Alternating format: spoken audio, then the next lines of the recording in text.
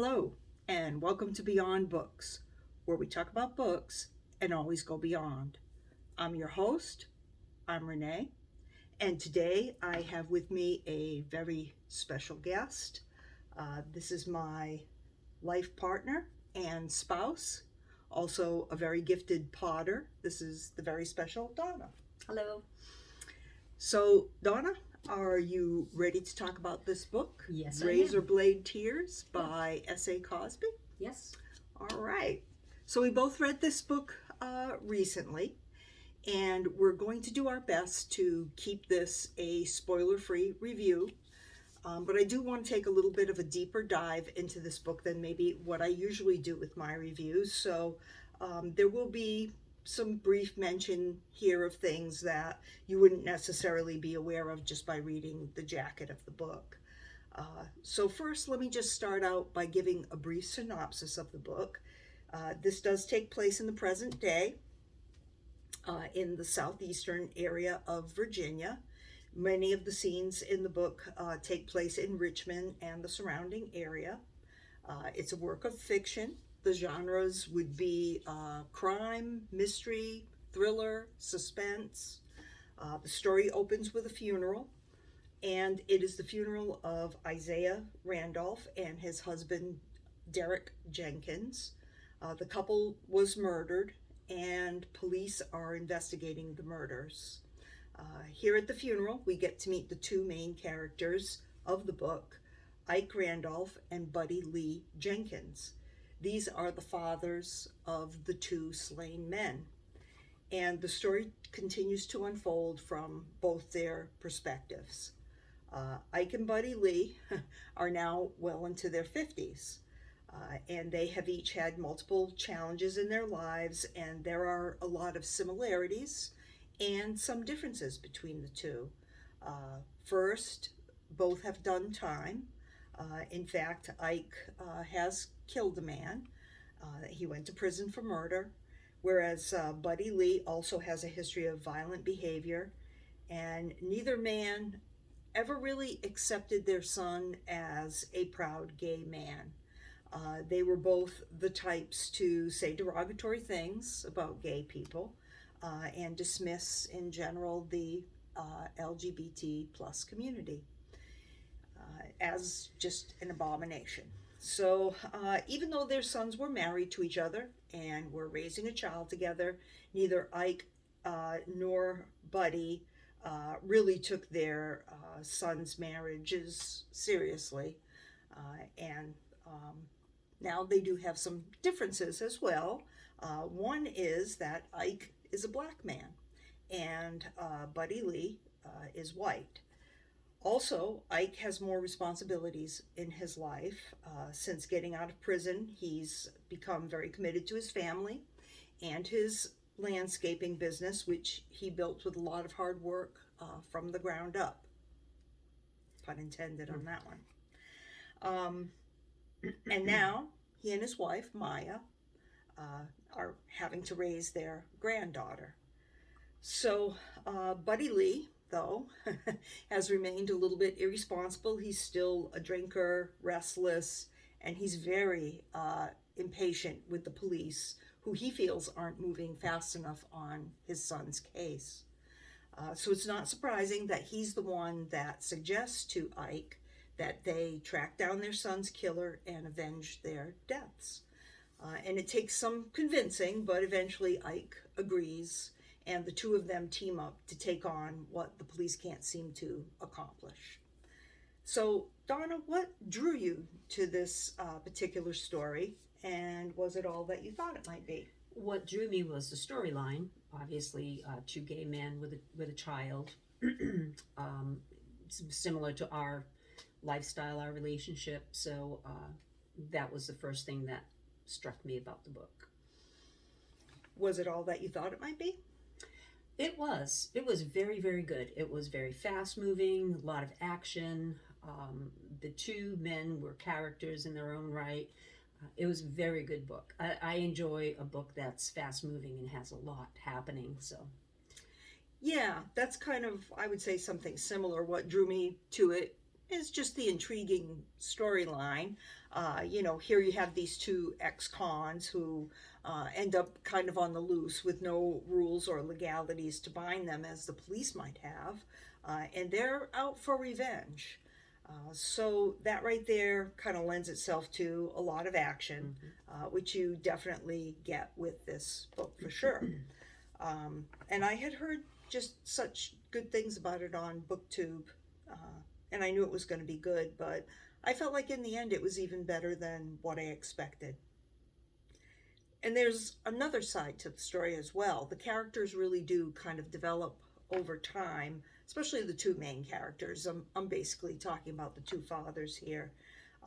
So as far as the more sensitive side of the story goes, neither Ike nor Buddy Lee fully accepted their sons, as I said, for who they were, but they did both love their sons.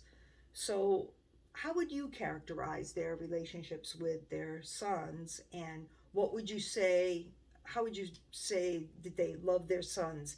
Deeply, do you think? But I guess, not really unconditionally. I think they both love their sons deeply, and they try to get a relationship in their own right, their idea of a relationship with their sons, but just the fact that they were gay stopped them from being able to accomplish that. And in the areas that they lived in and the lifestyle that they grew up in, accepting gay men was a very difficult thing to do. So I think the two fathers saw that they were going to have lots of trouble and turmoil in their life because of their lifestyle. And I think Ike saw that his wife Maya really tried with his son, and she loved the son unconditionally, whereas Ike didn't. But now with Buddy Lee, his wife left him because of the son and because of his drinking as well. But so Buddy Lee was the one to try to make the relationship with his son, but was still unable to do that as well. Yeah, I'd say that the two fathers maybe kind of felt like they could, or maybe in a strange way kind of needed to, like compartmentalize the gay lives of their son. They both felt like it was just okay to reject that part of their sons, because there was things about that lifestyle that they just didn't like. So it was just okay to reject just that part of them.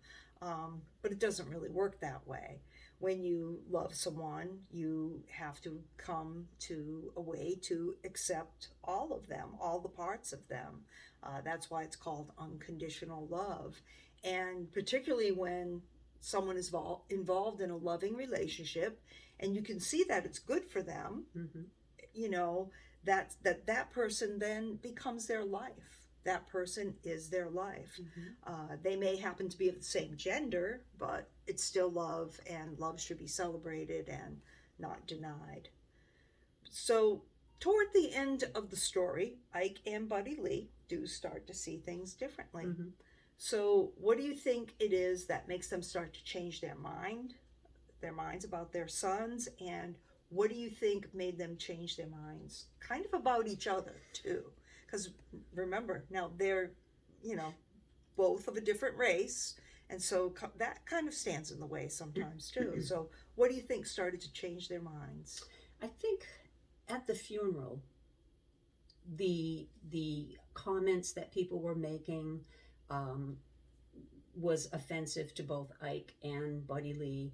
The brutal way that they were killed also, I think, made them feel a little guilty about their relationship with them and their feelings towards them. And I think they both then decided that they wanted to do something to try to make it up and try to better, make themselves feel good, but to try to understand a little more what their sons were all about, and obviously avenge their almost like there was something more offensive than being gay, and it was murder. Right. Unfortunately for them, the shocking sudden death of their sons is just like a true wake-up call. And I think they do come to see that neither one deserved to die. Yes. You know, in the tough, kind of hard-fought world that the two of them live in, people are good or bad, and some deserve to die. That's how they looked at things. And I think they realized that their sons were good men living good lives, and they were people to be proud of, to love openly, to love unconditionally. And I think they start to realize tomorrow's too late to keep thinking that we have that time to express what we truly feel, because so often we don't get that chance. And love now and say it proudly. So they kind of start to see each other through different eyes too, as they increasingly need to depend on each other. I think they see the regret in each other. You know, true, like a mirror. Yes, almost. exactly. Yeah. And I think that probably brought it to light for them to avenge their child's death. Yeah, they have a bond that's very unique to their situation, but they soon learn that just drop the racial stereotyping, which they both do to some extent at the beginning, and just kind of accept each other. And they've each had their own hardships and survived them, so there's a lot of mutual respect. They obviously have each other's backs. So I don't really want to give away any spoilers, but I will talk about one thing here that may be just a tiny bit of a spoiler, but this does come out at the beginning of the book. When I first heard about this book, I just automatically assumed that the son's death would be a hate crime. In this instance, it was not. They were inadvertently mixed up in a bad situation without meaning any harm to anyone. And there became a reason why someone wanted them dead, basically. So in the end, I realized that really this was the best way to advance the plot, make it into a more interesting story, because had it been a hate crime, you know, those are generally like more of an anonymous act, which to me is part of what makes it such a cowardly act as well. So it's kind of that same thinking, you know, that the gayness can somehow be attacked just on its own, and not really thinking that that is a living, breathing, loving human being, you know, just like everybody else. So, Donna, as a member of the LGBT community, how have hate crimes affected you? Well, every time I hear about a hate crime, it just makes me a little more fearful to put myself out there. I'm a little more guarded. I look at the situations that I'm placing myself in, and I wonder, will I be safe there? So it just makes you aware that there are still people out there, and you may not be able to recognize them, but they're there, and you have to always be guarded as to who you talk to about what and how you present yourself. It just keeps it in the forefront of your mind, and it's something that you never really forget about. Yeah, unfortunately, sometimes it does attain its goal of causing fear. I'm always touched when I hear about a hate crime, because they're just so unfair. You know, someone's going about their business, not even really in the wrong place at the wrong time. It's not really that situation. They're just going about their business, and they're killed for who they are, not where they are, or what they did, what the time of day is, or anything that they've done, just being who they are. And I hate to admit it, but it's very frightening. And that's what the perpetrator wants, like I say, is to spread that fear. In my mind, that's the meaning of a hate crime. They want us to be afraid, they want us to be intimidated, but I've never seen a hate crime scare someone straight. Again, pun intended on that one. And at one point in the novel, Ike makes the distinction that being black means you're always black wherever you go. You can't hide it, although you could possibly hide being gay. Gay, yes. Yeah, he's got somewhat of a point. But I've never seen a racial hate crime turn anyone white either. So again, it's just intimidation and fear, weaponized against a particular community of people, and it's cowardly. So here are just now a couple fun questions about the book. Which of the two fathers would you rather spend time with, and why? And we have no idea what the other one's going to say. So. I'd love to spend some time with Buddy Lee. I think he's a crackpot. Some of the lines that he comes out with, and his language is very colorful. It's very entertaining. True. I think he's just like reckless, live for today, and he's just a character. I would love to spend some time with that guy. Okay. I think it'd be a lot of laughs. Okay. I'm glad, because I chose Ike. Oh, okay. So that's good. We'll each get to discuss why. Yeah. I chose him because he just seems the more well-rounded in a lot of ways to me. He's portrayed as very hardworking. Ever since he's been released from prison, I think he's just really sorry for the things that he has done in his life, the bad things when he was younger, where, Buddy Lee is more humorous and carefree.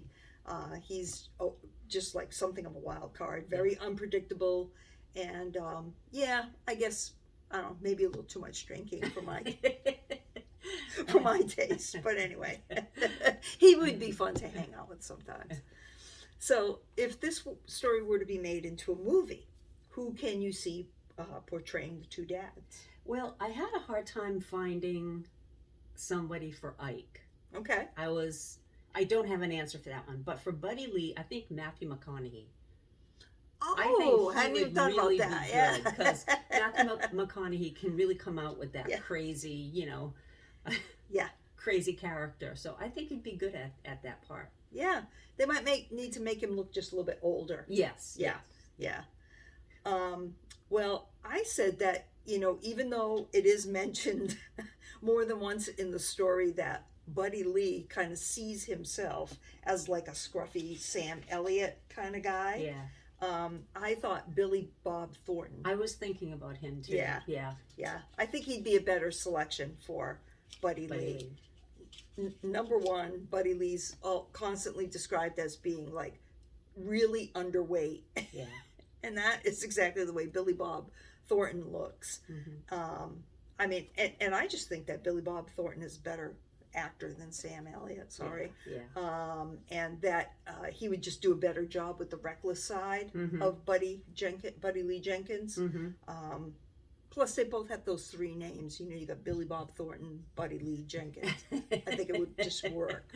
And so for Ike, I like Denzel Washington. I was going to say Denzel Washington, yeah. I was going to say him. Yeah. I was thinking of like, okay, who's a big guy that would take up that, because it defines Ike as like with his big hands and, arms and, Yeah. That's a good.